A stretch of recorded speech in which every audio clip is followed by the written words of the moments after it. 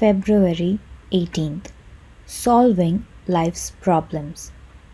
When Jesus watched his frustrated disciples as they tried to solve the problem of feeding the 5,000, John 6, he taught them a lesson in faith and surrender.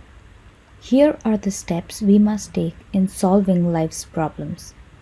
Start with what you have. Andrew found a lad who had a small lunch, and he brought the lad to Jesus. Give what you have to Jesus. Was the boy willing to give up his lunch? Yes, God begins where we are and uses what we have. Jesus broke the bread and gave the pieces to the disciples. Obey what he commands. The disciples had the people sit down as Jesus ordered and distributed the broken pieces. If we give what we have to him, he will bless it and give it back to us to use in feeding others. Conserve the results. 12 baskets filled with leftovers were carefully collected so that nothing was wasted. The Apostle John recorded a sermon on the bread of life that Jesus gave the next day in the synagogue in Capernaum. John chapter 6 verses 22 to 59.